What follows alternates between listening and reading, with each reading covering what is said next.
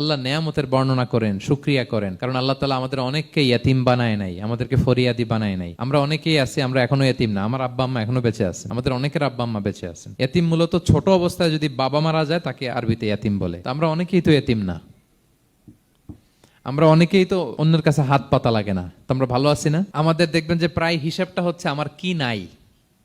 আমাদের হিসাবটা কি কি নাই, কি যে আছে এটার হিসাব করে কুলানোও যাবে না। ঠিক যেই মুহূর্তে এখানে বসে আমরা এই চমৎকার ইফতারি নিয়ে বসে আছি, ঠিক একই মুহূর্তে দেখবেন হসপিটালের আইসিইউতে শুয়ে শুয়ে কাতরাচ্ছে অনেকে। ঠিক এই মুহূর্তে কিডনি ডায়ালিসিস চলতেছে, দেখছেন? কিডনি পেশেন্ট এদিকে ছিদ্র করে ব্লাড সব বের হয়ে রিফাইনিং হয়ে আরেক দিক দিয়ে ঢুকে। ওর চিৎকার শুনলে, বার্ন ইউনিটে গেছেন কখনো? আগুনে পোড়া রোগী, আপনার তো অনেক কিছু নাই, আমার এটা নাই, ওইটা নাই, আল্লাহ এটা দিল না, এটা নিয়ে আসেন। আপনি বার্ন ইউনিটে একদিন যায়েন, তাহলে বুঝবেন যে আল্লাহ আপনার কত শান্তিতে রেখেছে। না খেয়ে কয় রাত কাটিয়েছি আমরা, বলেন তো?